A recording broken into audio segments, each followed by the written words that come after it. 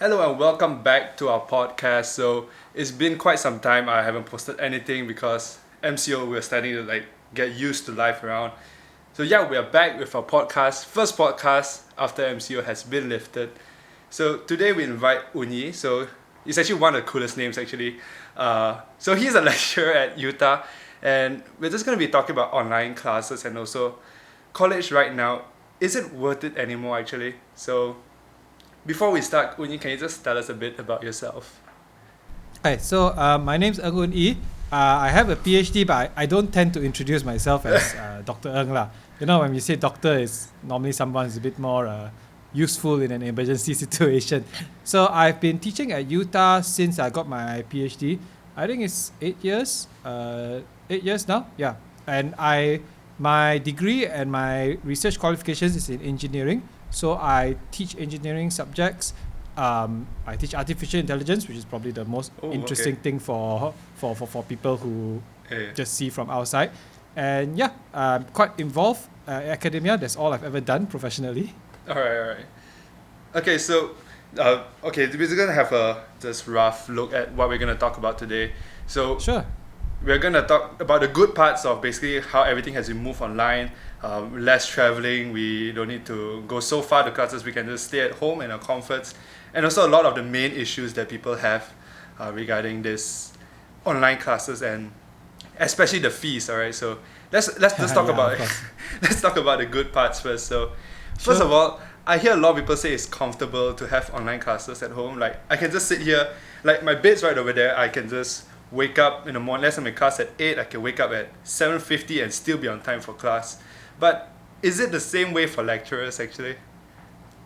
Well, okay, my university, the campus is in Sungai Long, which is almost towards Kajang, and I stay in Subang Jaya. So my typical commute takes 45 minutes to 1.5 hours, depending Wow. if I'm dropping my kids off at school or what on that particular day. So that time is definitely saved. And so in terms of just getting to and fro, that's the time that is saved. But in terms of comfort level, the benefit of being in a dedicated premise is of course that you are able to have a dedicated premise. I have a classroom, I have an office and things like that. So teaching online has its advantages. I really enjoy not having to drive, but like I just had a class earlier today, and while I'm having a class, my son is having his class next to me. So unless we have like a multiple room mansion, there's going to be gives and takes. So right at the start, I apologize to my students saying, hey, sorry, you can hear my son with his Chinese teacher. I can't really avoid that. I'm trying to minimize it, but the time clashes, so there's nothing much you can do. But in terms of traveling, yes, that's much better. And there is a comfort from being home. I haven't been able to see my boys and my wife for such a long continuous time since like forever actually. Yeah. So okay, so for lecturers actually very comfortable, but let's say for students, we say that it's more at ease to talk to the lecturers online because we feel like we're not getting judged. Like when in classes, when we, let's say, ask a question, then usually we're scared to ask a question because we're scared our friends will judge. But what I've heard is that online, people are more willing, more open to ask questions. Has that been the case actually? In my experience for my students, not very much so. So there's always multiple ways to ask a question, and it's not only live in a class. In the culture at my university, there's always these few normally male students sitting in the first or second row who will ask the physical questions out loud. But there'll be more questions that come after the class. So when we go outside the class, I will always hang around, and that is when most of the students will ask because they are a bit shy to ask directly. So now that has gone, and that is replaced with people sending me WhatsApp messages and messages in Microsoft Teams. I think generally it's always possible to ask a question as long as you just get to the asking part. So most people will think of questions, but whether the question actually gets to the ears or the eyes of the lecturer, that one is the first step that needs to be taken. And I don't think it makes much of a difference whether it's online or not. People might feel less shy, but even in a physical class, you can actually just approach the lecturer individually. You could have sent an email before. Now it's just expected that you will send an email or an online message because everything is through that. But even previously, it was possible to do that. I think for Malaysian students as well, part of how we grow up is that we see asking questions as a challenge to authority, and that I think is a bigger barrier, and that doesn't go away just because we are doing things online. Yeah. So it's still there. There's still people who usually don't speak up, and they still don't speak up right now, right? So the majority of a Malaysian class is not going to speak up. That's what my experience has been in like about a decade of teaching. There are always those few who do, and that probably has to do with their family environment at home, whatever it is, just their self-confidence level.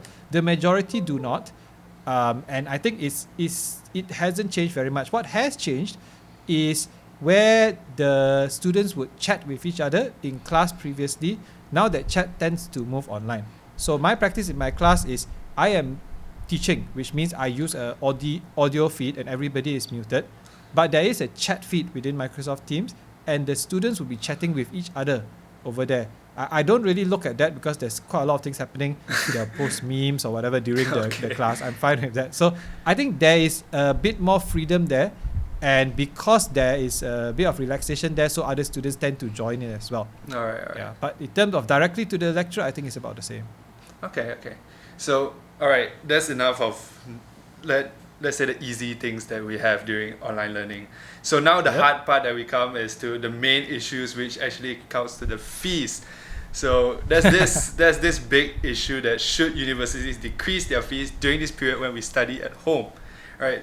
My point of view is that I don't get why university cannot bear the cost for the students, because what we pay for is for the university experience. We go there, want to meet friends, join events, and also at the classes in the classroom with a lecturer face to face. But moving online, it's not like our fault that we have. Why should we bear the cost of university to maintain their facilities? That's like the main issue. Yep. Anything else to add before I try and deal with that? I think we'll play around with it first. I think that's okay. That's about it. Yeah. So that obviously there's different perspectives that we have to see. But when we talk about fees, it comes down to money. When we talk about dollars and cents, it comes from somewhere and goes to somewhere. So perhaps you can either look at any economic transaction as being payment for certain things which are rendered. And we can have a discussion on what is it that you're actually paying for. But you can also look at the cost for rendering such a service. And these are not normally very matching. So from a perspective of a student, as you have said, you pay for a campus environment. You pay for being able to attend together with friends to have events. The university is not just about classes, obviously. And there is definitely a difference between a physical class as well as an online class. It is not the same thing, and therefore I totally understand that students who feel, hey, if I'm not getting the same thing, why am I paying for it? But the flip side of it is the reason why you go and get this degree or diploma qualification. Actually, if right. we wanted... Wait, just to cut in a while, I'm not saying that we should... Okay, I think we should still pay for the classes because you're still paying the lecturers, which they do teach you. But I'm just saying, why should we pay for the facilities? Yeah, if there's some miscommunication there. Oh, right. Okay, definitely. So facilities don't go away when there's online teaching and learning. And definitely the university saves in the sense of not having to run that air conditioning and lighting. But this is where I think there might be a bit of a mismatch in expectations on how much these things cost. Okay, so the majority, and it's not a huge majority, but the majority of the cost of most teaching courses is the salaries of the lecturers. It's not like 90 or 100%, but it is the majority of the cost. So within the short period of time for COVID-19 and things like this, definitely there is no change in the facilities that are built. They have already been built, the cost has already been paid. There's only a change to the operational expenses in terms of the electricity usage, which is the primary thing which goes down.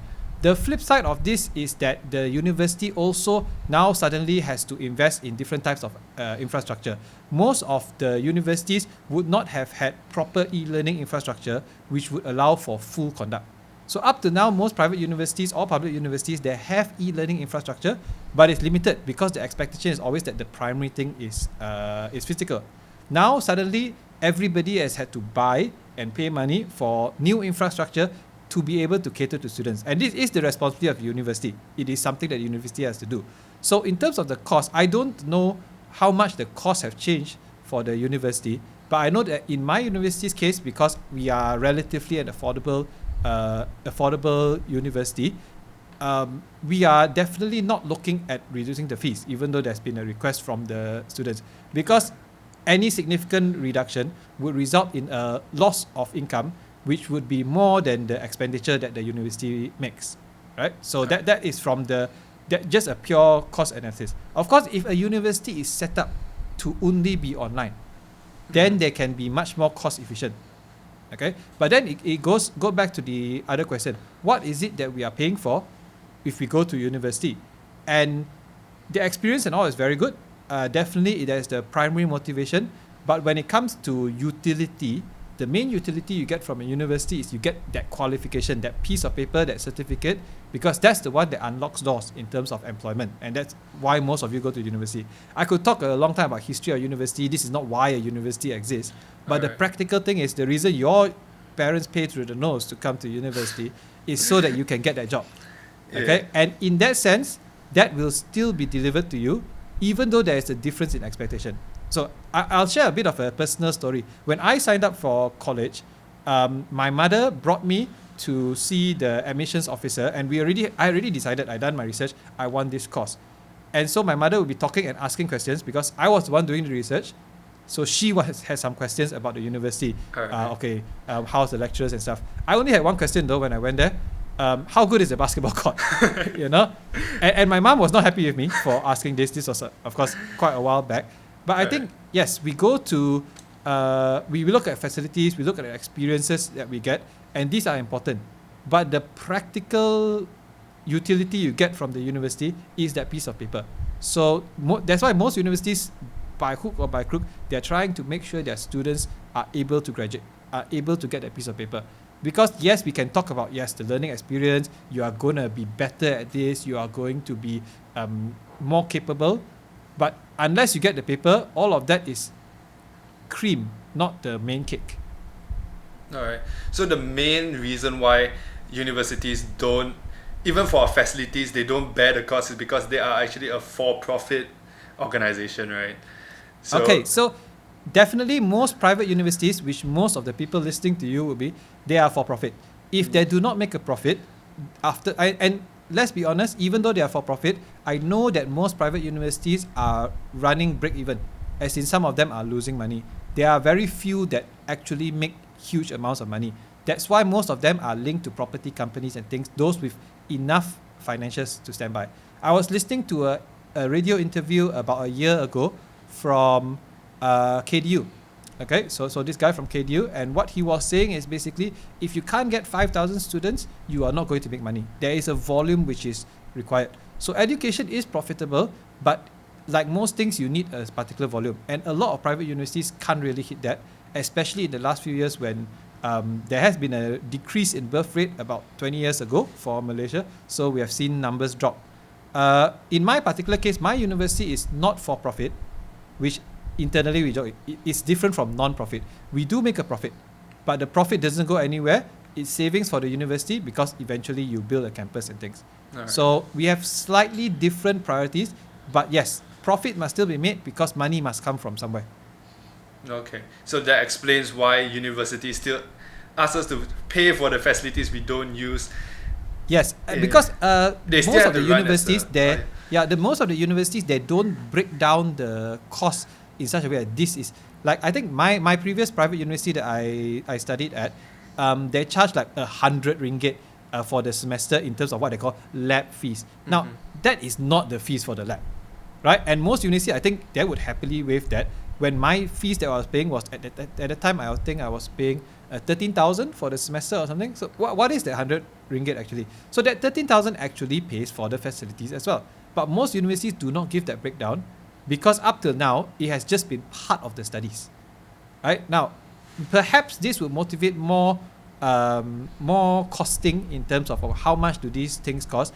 But I wouldn't bet on it because I think most of these universities are just trying to get through this period, and fingers crossed you get back to something more normal.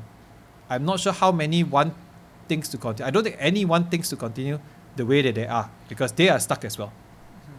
So there is no point pushing for a decreasement in fees or any facilities. I mean, we can try, but it's very so, high. Okay, so definitely, it will depend where you are studying. Some are making a huge profit, some are not. And I think it's not the job of the student to worry about the university's profit.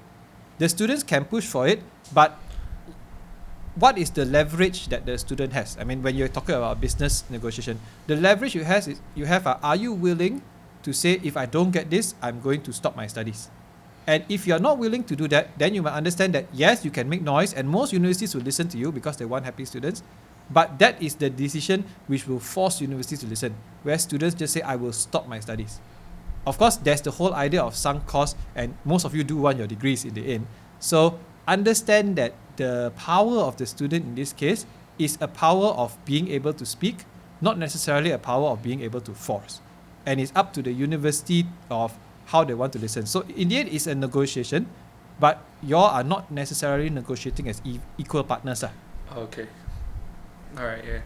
So I guess, yeah, that explains. Definitely. And I think the university is a training ground.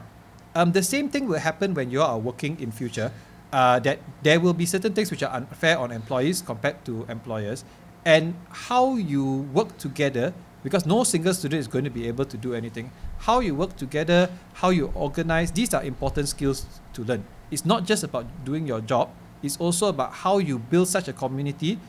If every single student in one voice came to a university, that would be much more likely to listen than just one or two students. That is why there are student associations. Of course, most students take the student association as, hey, let's have some fun. This is just organized fun events. They have a purpose, actually. That's the problems, because we actually, I heard that they brought it up to the student council, but they apparently didn't do much about it.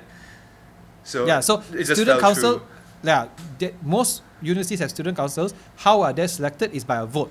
Generally, we are democratic Which sometimes we don't even know that they are having that vote. Yes, most are not bothered about the vote because in Malaysia at least, you rely, of course the university will take care of me. I pay money to them, right? We don't have a culture of organizing, which is different from, let's say, Australian universities, where if they are not happy with something simple, cafeteria food, then their student council is strong enough to organize, will boycott. Every student must boycott, and we will bring in outside food for that 1 week, so the cafeteria makes no money, to try and force the cafeteria to increase the quality, lower the price. Right? This type of organization is not encouraged in Malaysia. It used to be encouraged back in the 70s and 80s, but because of politics, because this organization leads to political organization when you get into real life politics. So this is something which is not very much practiced in Malaysia anymore. I feel like Malaysians, we are a bit tidak apa lah. I mean, if it doesn't really affect you a lot, I mean, you will fight for it because, yeah, you save a couple $100, but it doesn't affect you that much, then you just like, it's okay lah. Yeah, not worth the trouble. This is a level of comfort because all things considered, economically, we are quite a well-off country, and therefore we are quite comfortable. There's no do or die type of situation for most of the students. Yeah, right.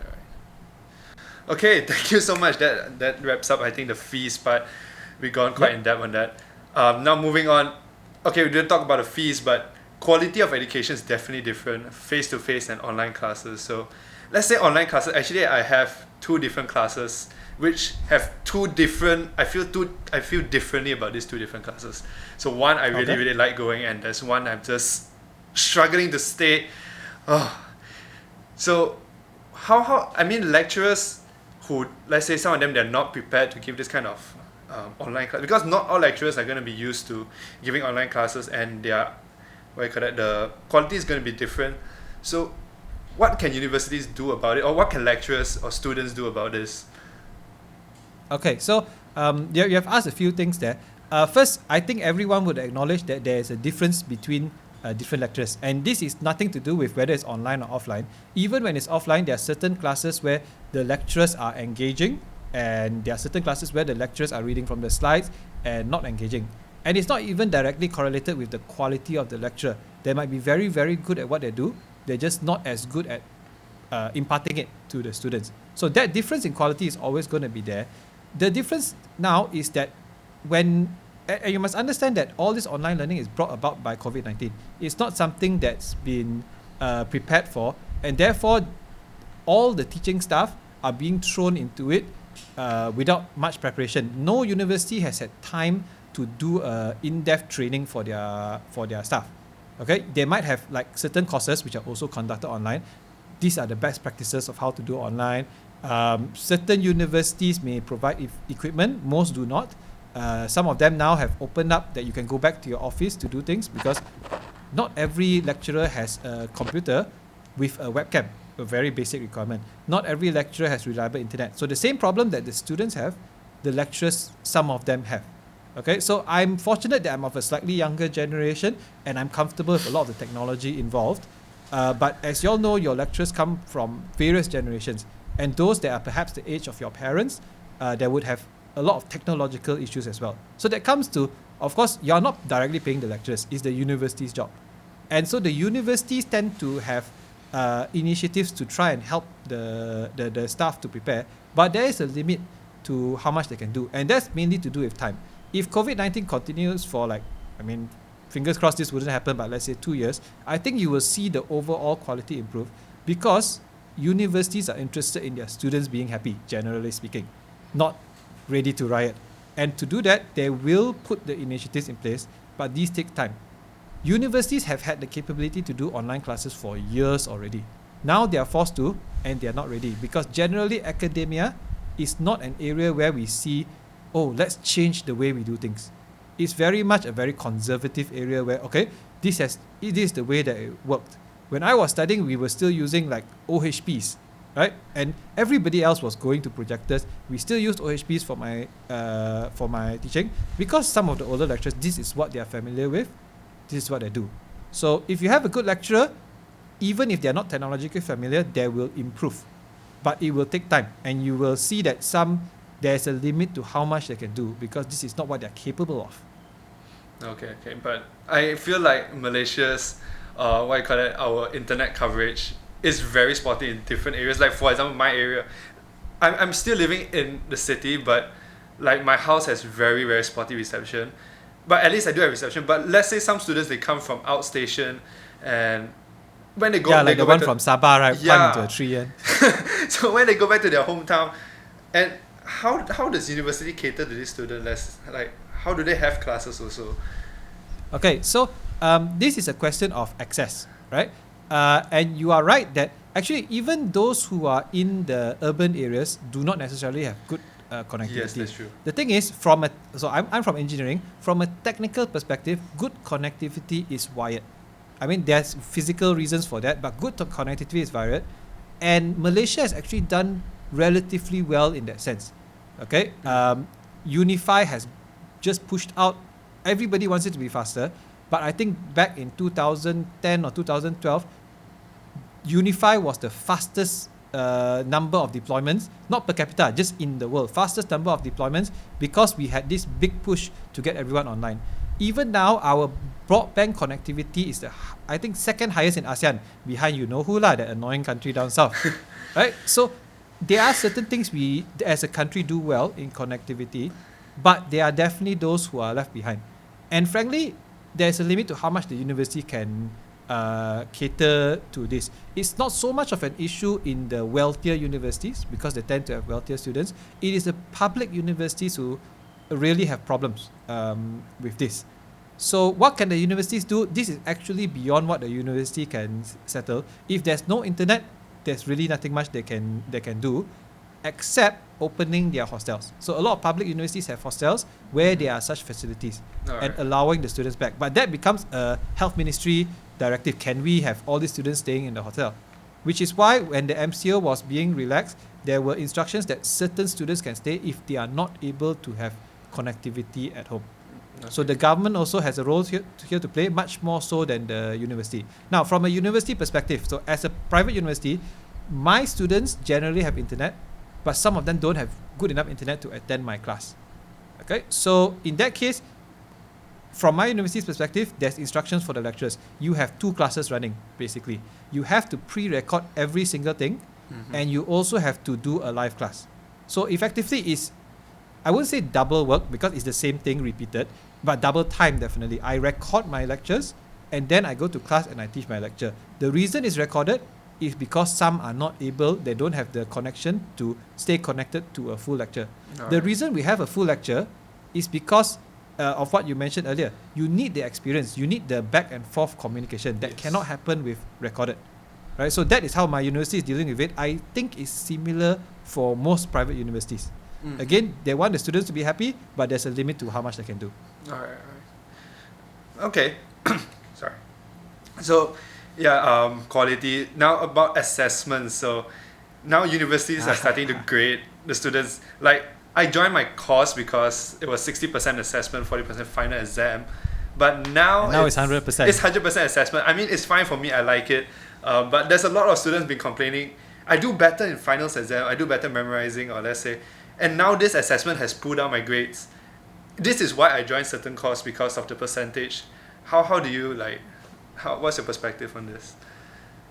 Well, okay, so as an academic, generally we are not very fast about individual students' results. First class honours, second class honours, barely pass. Frankly, after your first job, the only difference is, do you have that degree or not? So I'm from engineering. You are an engineer. You are an engineer. First class engineer, second lower engineer. There is a slight difference, especially the first job you get.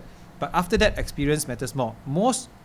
In most cases, this is the case. So of course, as students, marks are very important, and I don't want to downplay the importance of marks.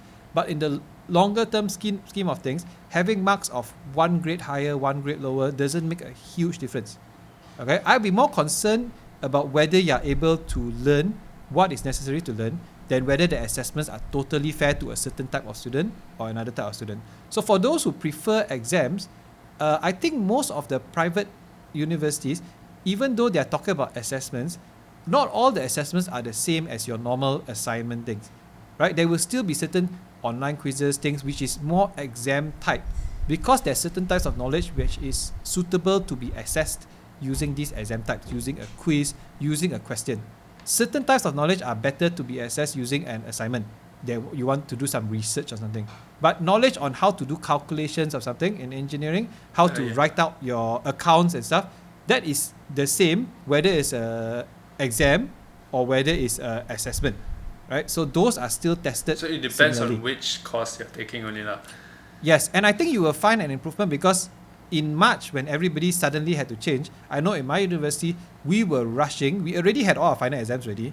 Then we had to throw all of it away. And we had to write replacements at the last minute. Normally, we take months to process all of this. We rush it in a matter of a couple of weeks. Right? So as the staff get used to it, and as the universities put procedures in place, because the job of the university is to put those procedures, then you will see that there's a bit more uniformity within each institution.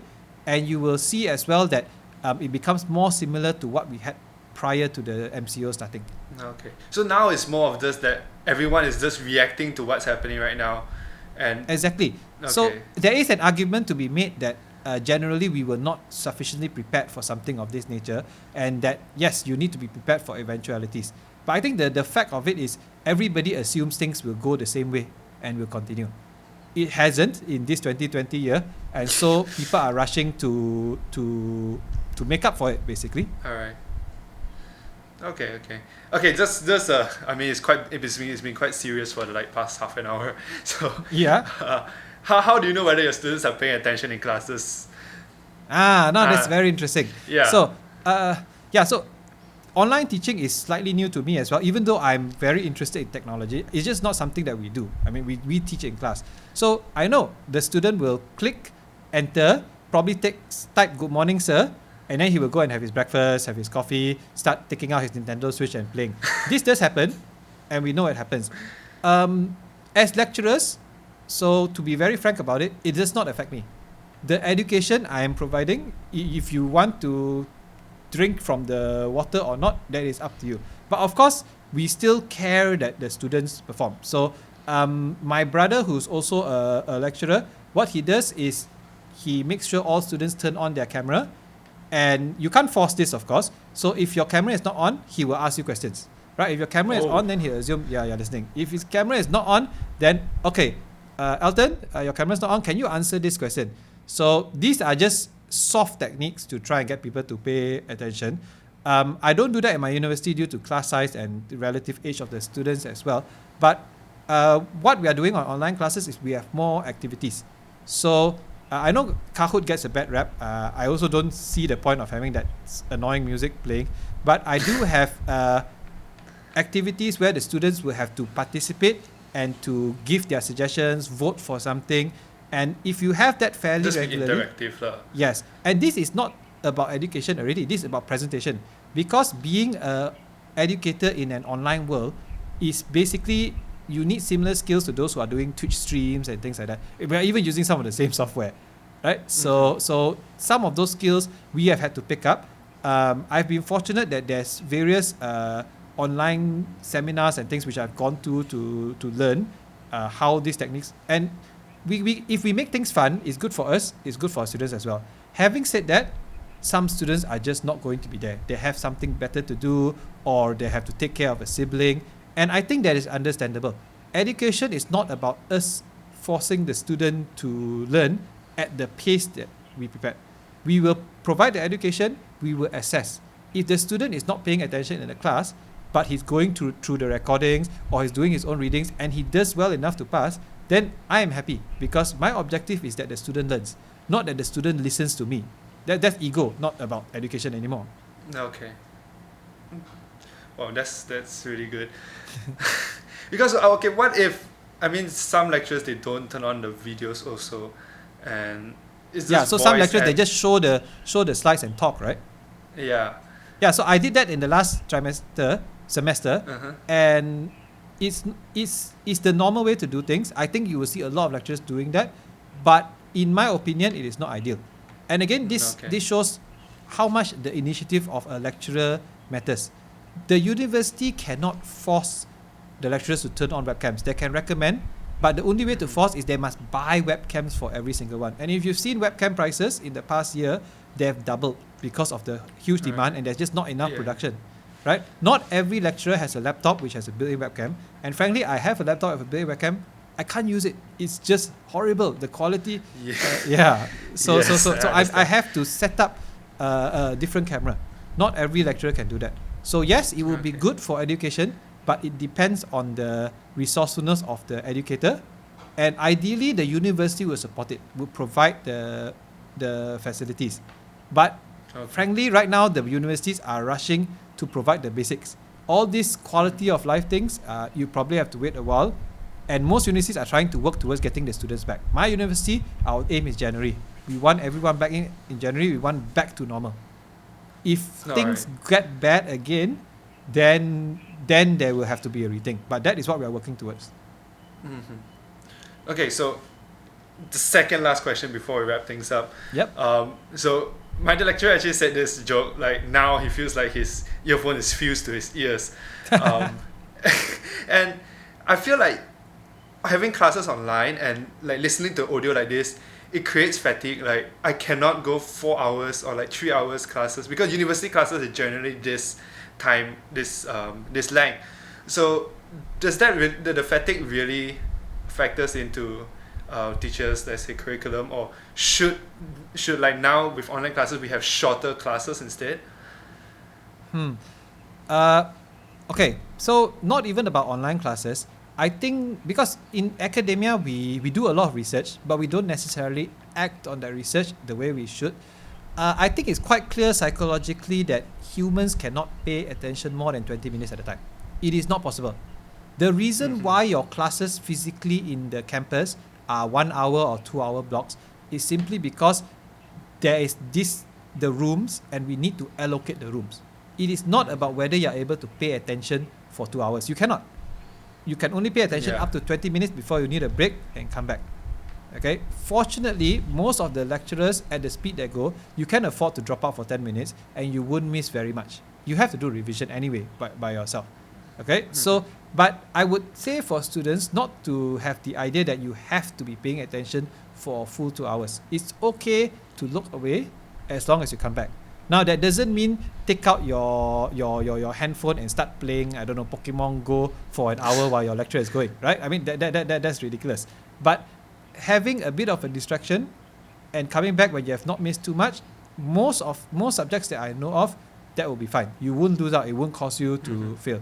And this is also about taking care of your own ability to learn. But I think it comes down to rather than trying to force yourself to pay attention, you should be focused on what your objective is. You want to pick things up, so some of it you pick it up by listening, some of it you pick up by reading, some of it you pick up by doing the assignments and things which are necessary. So it comes together as a whole. The lecture is just one part of it. Definitely, yes, it's very boring for the lecturer as well to be having hours after hours of class, but that's because the classes need to be scheduled. Imagine if each class was scheduled at 15-20 minutes gap, and how many different classes there will be to juggle around. Now actually with online classes that can be possible, but our universities are built for 1 hour, 2 hour sections. So I don't see that changing in our traditional universities. If there's a new university structure which is purely online, then that can be considered. I think most of you would realize if there was an online only university, even if it was much cheaper, most of us would not go to it. There is too much missing in that. It can be a good alternative, but not a full replacement for the face-to-face contact, the assignments where you sit together at a table and you shout at your group members and get things done. You probably can learn certain things, but not the whole package there. Correct, yes. The experience of university is as important as the information. Frankly, we are now in an era that information is not really that crucial. You can find it. What you need to have is the experience to know how to sort your information, how to find your information. And that is done by experience of being told by your lecturers, but also the experience of doing it. Especially in engineering, we have a high focus on you must do, you must try, and then you see what happens. Okay, I think that works a lot for every other subject also. Like practically you learn a lot more. Yeah. Depending on the area, like medical students, they have a lot of theory to get to before they even get to practical. But that's very specialized course lah. Okay. Alright, so before I wrap it up, just one last question. Sure. Are colleges worth the price they are now at, since that considering everything that's happening right now? Is it still worth the price? Because this has always been an issue everyone has been asking, especially as of now. A lot of people are questioning whether should you go to college or not. Okay, so I think it depends very much on which college and which field. It is not possible to be a professional in most fields without having an appropriate degree. You cannot be a doctor unless you are trained as a doctor. Engineer, lawyer, even accountant to an extent. These are all professions which are gated. Now, you can argue about the merits or the ethicality of gating based on a particular, but you must understand the purpose that universities serve. Historically, if you want to be in a profession, you are trained in that profession by current practitioners. Universities are the outsourcing of that training because companies have to be efficient. They have to use their money efficiently. It is more efficient to not have to train someone and to hire someone who is trained for slightly more compared to hire someone for cheaper and then you have to invest the time and the effort to train them. This is true for most of the professions, and that is why if your aim is to be a lawyer, to be a doctor, you will have to have a degree.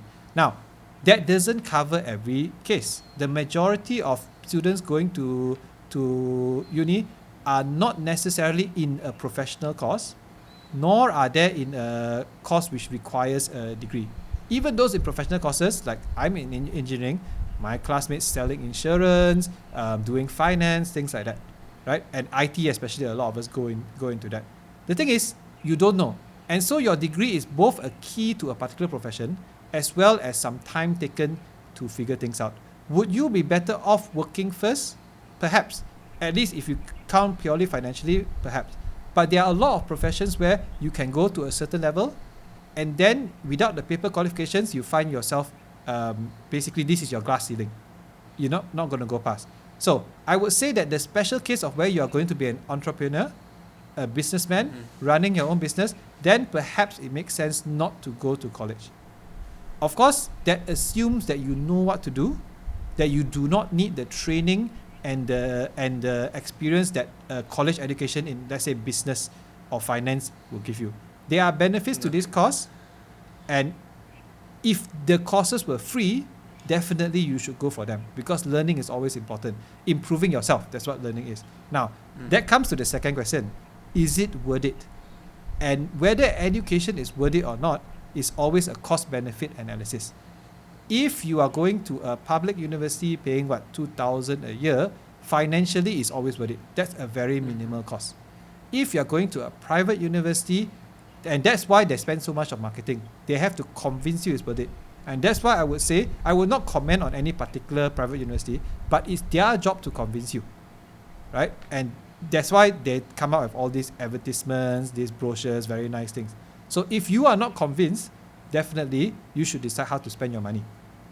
But I would say that from a working perspective, definitely there are certain, like in my case, if you want to be an engineer in engineering field, you got no choice. It's just which university you want to go to, how much you're willing to spend. Right? For those with a bit more option, especially those in the artistic fields, your portfolio is always good. But from what I know of those of my friends who are studying in the artistic fields, the things that they teach are also things that you're not necessarily able to pick up. Even something so artistic as a music performance, you think, I can just perform and listen. But the grind of the theory that they teach you, which can be boring, is also something that is useful. So the universities do provide a useful service. Whether it's worth it requires a cost-benefit analysis. And at 17, I'll be honest, most people are not prepared to make the analysis, which is why it is outsourced to the parents to make the analysis for them. Okay. So actually going to college now is more of to bide your time so that you can know what you want. Yes, it is a rite of passage, because as a society, we do not necessarily prepare most of our young people to be able to make their own decisions reliably at 17 years old. In a sense, it's pushing off the decision time. Because I feel like for myself also, the decisions I make at 17 is so much from when I make 18. And especially at that time, that your decision changes a lot. Definitely. Because you grow. From 18 to 21. You are maturing a lot at that period of time. Yeah. Okay. Alright, so that's I think that wraps it up for our session today. Thank you so much. It's almost an hour. Yeah, welcome. No problem. Thanks for coming on the podcast. Yes. So anything that Oon Ee said just now is purely his point of view. So we just have to get that straight, right? Yep, obviously. Yeah. So till next time, thank you, Oon Ee, and we see Thank you you, guys Elton. in the next podcast. Okay, Bye-bye. see you all. Bye-bye.